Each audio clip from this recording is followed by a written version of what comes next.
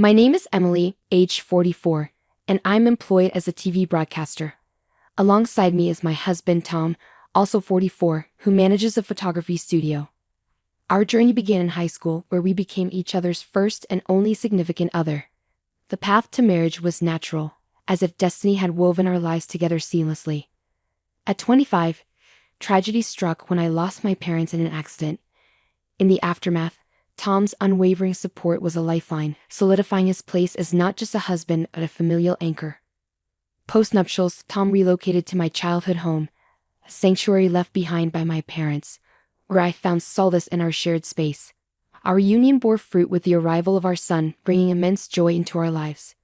Tom proved to be the epitome of an egalitarian partner, seamlessly balancing household responsibilities and childcare, a testament to his commitment to our shared goals. Yet, amidst our bliss, a shadow loomed in the form of my mother-in-law Jen. She couldn't reconcile with the sight of Tom, a man, taking charge of domestic duties. Reflecting on an incident a decade past, when our son was just beginning elementary school, Jen's presence escalated.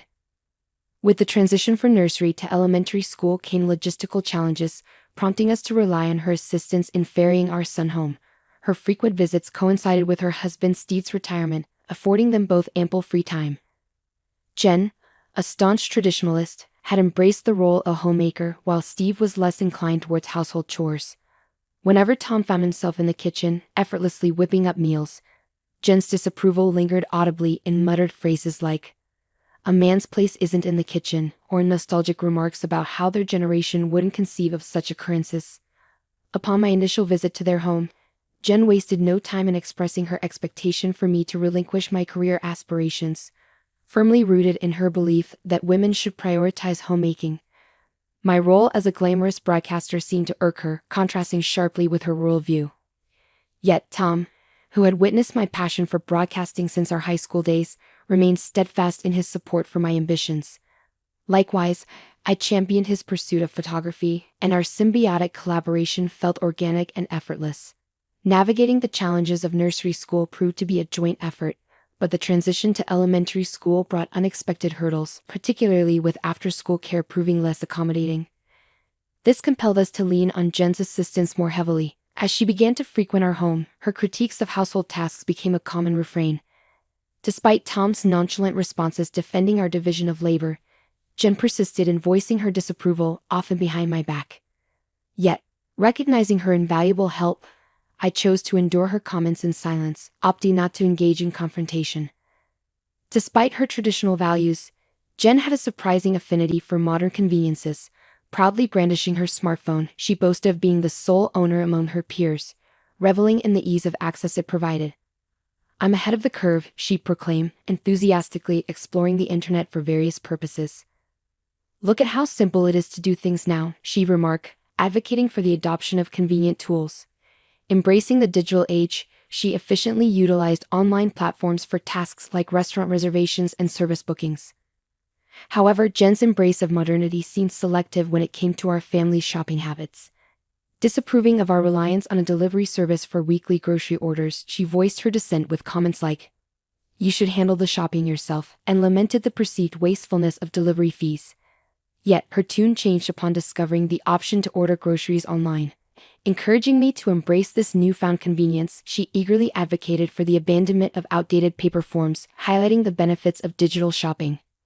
During evenings when Jen lingered at our home while Tom and I prepared dinner, she often cited the need to return for Steve's meal, emphasizing his inability to dine alone. Steve's aversion to household tasks was evident, leaving Jen to shoulder the domestic burden.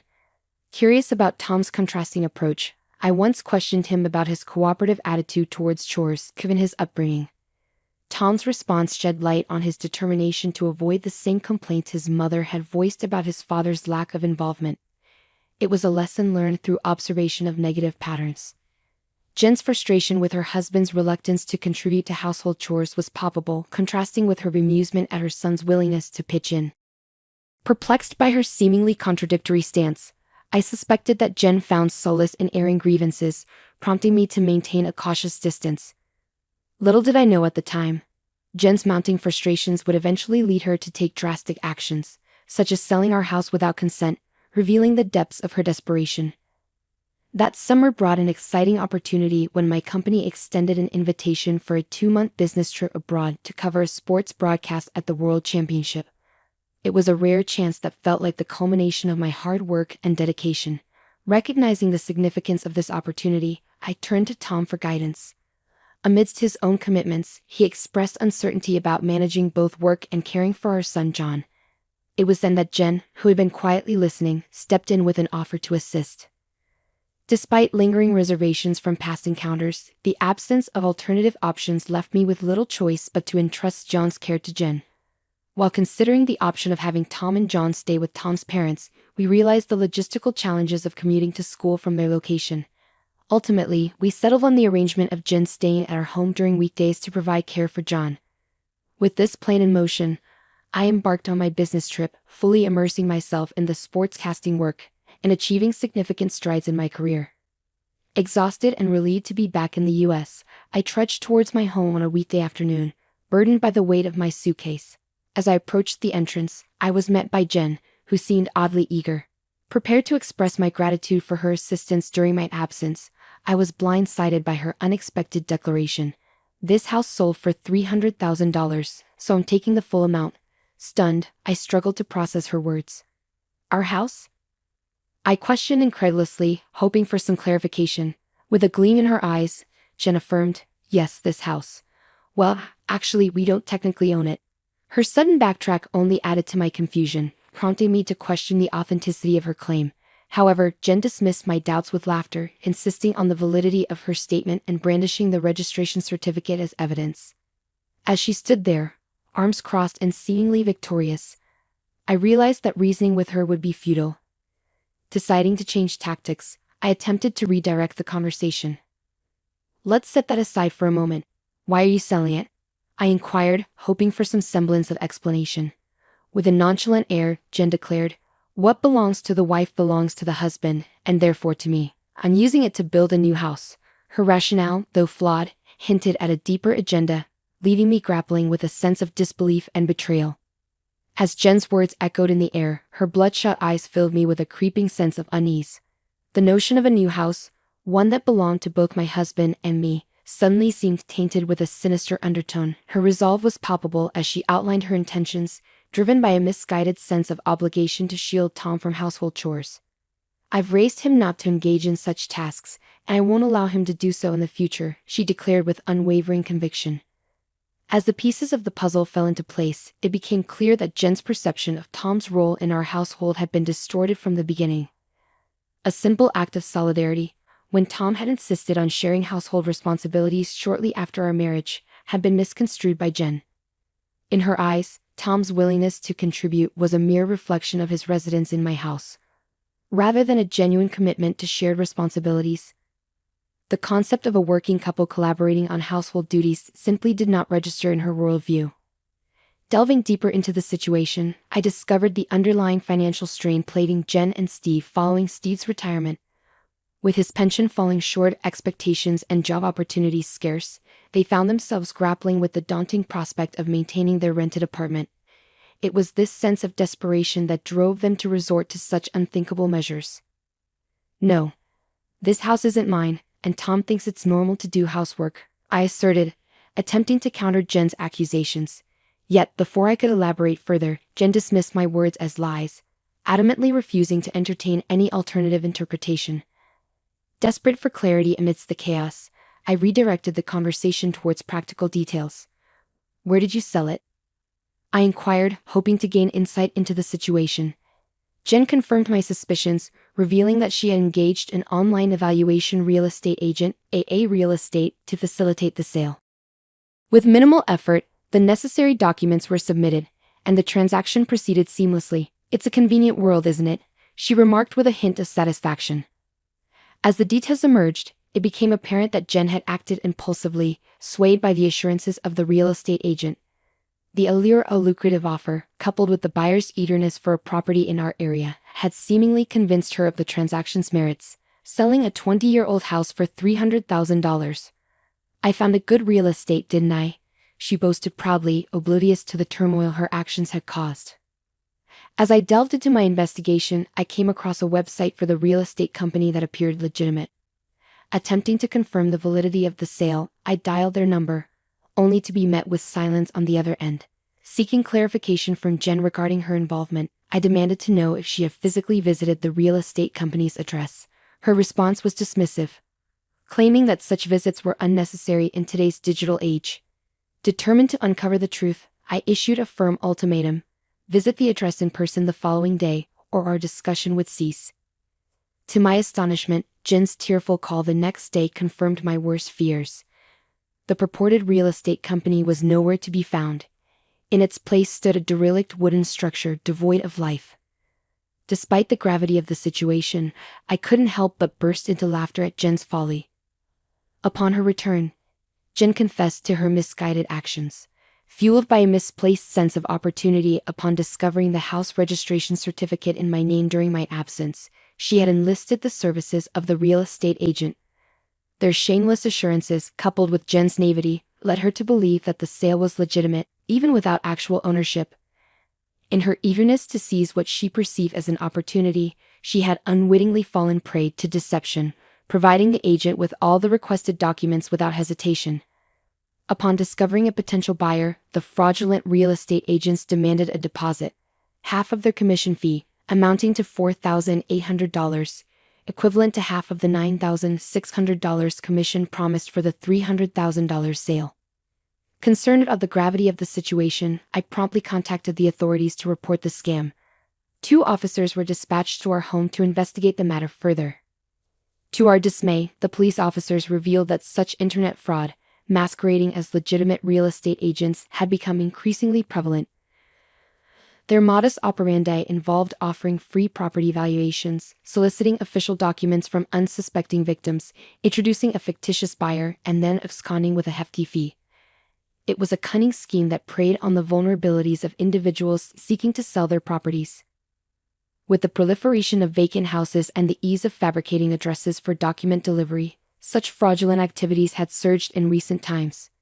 The officers theorized that the fraudsters likely designated a postbox under a fictitious name to receive the documents. Trembling with apprehension, Jen cooperated with the police, providing them with vital information. However, their inquiry took a startling turn when the officer questioned Jen about the house deed. In a barely audible voice, she admitted, "No, it was the original."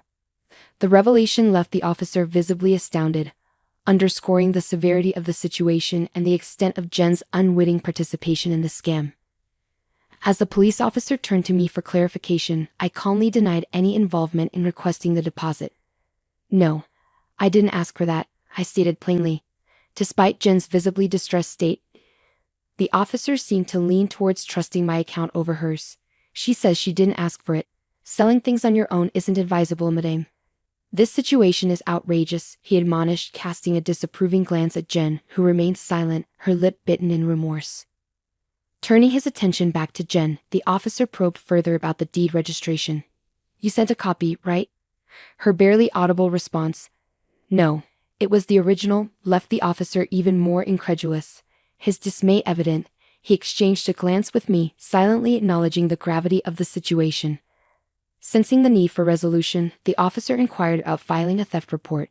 However, I declined, explaining that the document had no validity in the sale process. "Actually, this house has already been sold to someone else," I revealed, elaborating on the legal changes that rendered the deed registration obsolete in such transactions.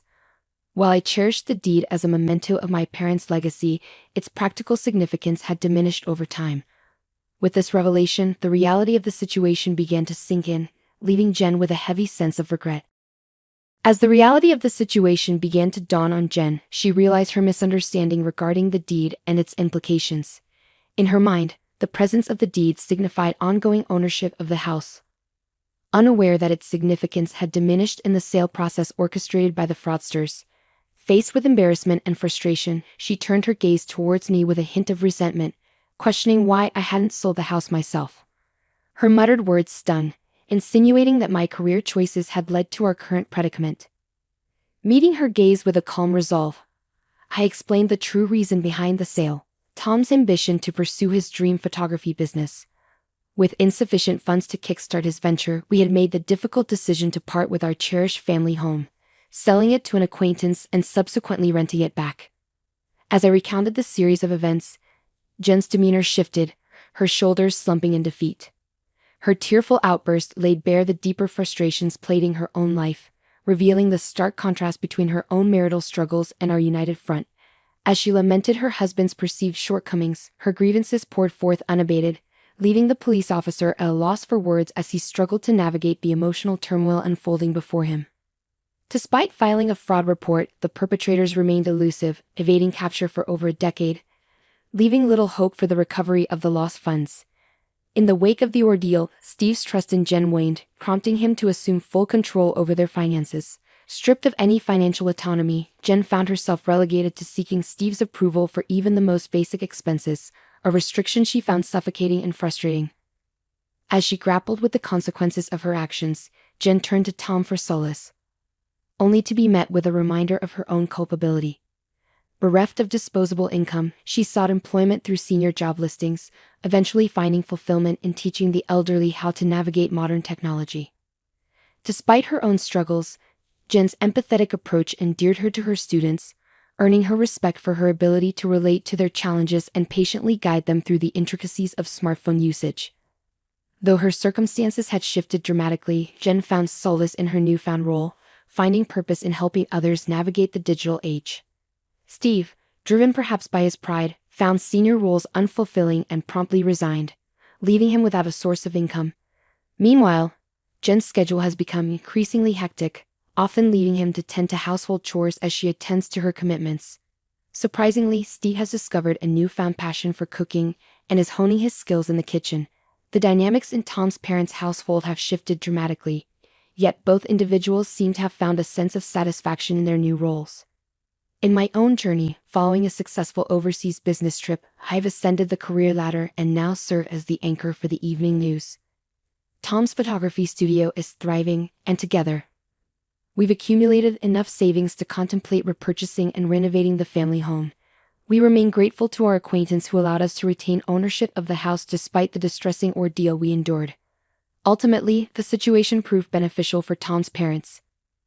As our son nears adulthood at 17, I've imparted this tale to him as a lesson on the dangers of internet fraud. However, out of respect for his grandparents, I've chosen to keep the aspect of their attempt to sell our house a secret, preserving their dignity.